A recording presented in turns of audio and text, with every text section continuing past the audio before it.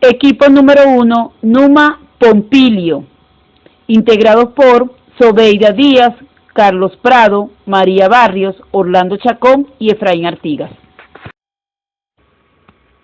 La presente investigación permite en principio conceptualizar la persona física y la persona jurídica.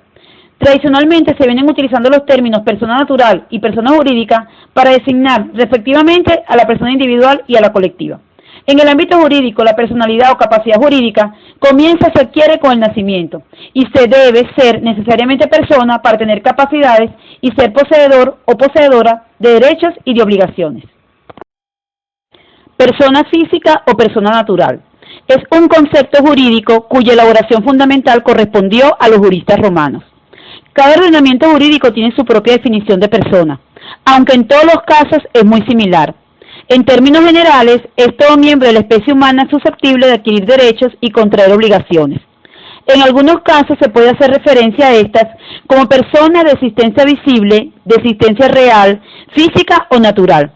Las personas físicas tienen, por el solo hecho de existir, atributos dados por el derecho. La personalidad abre la puerta a la titularidad de derechos, de modo que solo siendo considerado tal pueden ejercerlos. Son dos los requisitos que la ley exige para que el ser humano se entienda nacido y en consecuencia ostente la condición de persona. Que tenga figura humana. Esta condición excluye la consideración de nacidos a los que aún naciendo vivos no merecen la condición de personas según el sentido vulgar. Segundo, que viva 24 horas enteramente desprendido del seno materno. Han de ser 24 horas completas, contadas desde la rotura del cordón umbilical y de vida humana en su natural funcionamiento, que técnicamente se concreta en la triple función, nerviosa, circulatoria y respiratoria. La extinción de la persona física o natural. En el derecho civil, la existencia de las personas termina con la muerte o con la declaración de fallecimiento. La muerte es solo un hecho natural, que es consecuencia del nacimiento, ya que si un ser no nace, es imposible que muera. En el sentido biológico, la muerte no es más que la cesación de las funciones vitales del individuo. La determinación de si un individuo ha muerto o no es una cuestión de carácter médico-legal. Para probar la muerte, el mecanismo por excelencia es la partida o acta de defunción. Y a falta de esta, una sentencia supletoria donde se acredita legalmente el fallecimiento de una persona, así como todos los datos personales e información sobre su muerte. Con la muerte se extingue la personalidad del individuo, por lo que ya no podrá ser sujeto de derechos y obligaciones, y se pone en funcionamiento los mecanismos jurídicos de sucesión hereditaria, con lo que el patrimonio del difunto pasa a sus herederos. Presunción de muerte. La presunción de muerte es cuando no se tiene conocimiento del paradero de la persona y no se puede probar que esa persona aún existe, por lo que se da por muerta. Pero en caso de regresar, puede exigir sus derechos y sus bienes. Puede ocurrir por ausencia, tipificado en nuestro Código Civil en el artículo 434. Y dice, si la ausencia ha continuado por espacio de 10 años desde que fue declarada o si han transcurrido 100 años desde el nacimiento del ausente, el juez, a petición de cualquier interesado, declarará la presunción de muerte del ausente, acordará la posesión definitiva de los bienes y la cesación de las garantías que se hayan impuesto. Esta determinación se publicará en la imprenta. En caso de ocurrir por accidente, tipificado en el artículo 438, el cual reza, cuando una persona es encontrada en un naufragio, incendio, terremoto u otro siniestro y no se ha tenido noticias de su paradero o existencia, se presume que ha muerto. Esta presunción es declarada por el juez de primera instancia del domicilio a petición de un heredero. Mi nombre es María Cecilia Barrios. En esta oportunidad les voy a hablar de la capacidad, clasificación de la capacidad, concepto de capacidad plena y limitaciones. Clasificación de la capacidad. Los romanos fundamentalmente clasificaron la capacidad en capacidad de goce y capacidad de ejercicio. Capacidad de goce, conocida también como capacidad de adquisición, que consiste en la facultad que tiene la persona para adquirir o gozar de los derechos, para ser titular de los derechos. Podemos mencionar un caso de capacidad de goce, el de una persona menor de edad, pues sometido a la patria potestad del pater familias puede adquirir derechos, gozarlos, ser titulares, pero no ejercitarlos. De allí que el menor de edad tenga capacidad para adquirir derechos e incapacidad para ejercitarlos. Capacidad de ejercicio. Conocida como capacidad para obrar, capacidad de querer, es la facultad que tiene la persona o sujeto para ejercitar sus derechos, es decir, que el sujeto puede realizar un acto voluntario.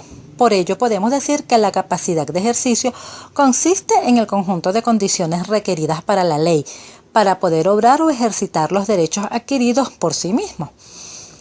En Roma, cuando en una persona se conjugan estos dos tipos de capacidad, se dice que tiene plena capacidad y que es la que goza de los estatus. La capacidad jurídica plena no es más que la capacidad natural, la actitud o idoneidad que posee una persona para ser titular de derechos y ejercerlos acorde al ejercicio que establece la ley. Límites de la capacidad jurídica. En la antigua sociedad romana se limitaban a la infamia luris o mala fama. En la antigua Roma, cuando el pretor condenaba a alguien por delito, con el paso del tiempo al condenado se le tachaba de infame. Esto le limitaba de tal forma que no podía acceder a los cargos políticos. Limitaciones por clases sociales. Mientras que los patricios disfrutaban de todos los derechos, los plebeyos, que eran una clase pobre y marginal, tenían limitados los derechos y prohibido casarse con patricios. Limitaciones por profesión. Los profesionales artesanos debían vivir donde trabajaban, respondían ante las deudas con su patrimonio. Igualmente los militares no podían contraer matrimonio. Persona jurídica o persona moral es un sujeto de derechos y obligaciones que existe, pero no como individuo, sino como institución y que es creada por una o más personas físicas para cumplir un objetivo social que puede ser con o sin ánimo de lucro. En otras palabras, una persona jurídica es todo ente con capacidad para adquirir derechos y contraer obligaciones y que no sea una persona física. Así, junto a las personas físicas existen también las personas jurídicas, que son entidades a las que el derecho atribuye y reconoce una personalidad jurídica propia y, en consecuencia, capacidad para actuar como sujeto de derecho. Esto es, capacidad para adquirir y poseer bienes de todas clases, para contraer obligaciones y ejercitar acciones judiciales. Las personas jurídicas se subdividen en personas de derecho público y derecho privado. Distinguir entre ambas actualmente resulta un poco complejo, tomando en cuenta que la enumeración contenida en el artículo 19 del Código Civil de 1982 se encuentra poco ajustada a la actualidad.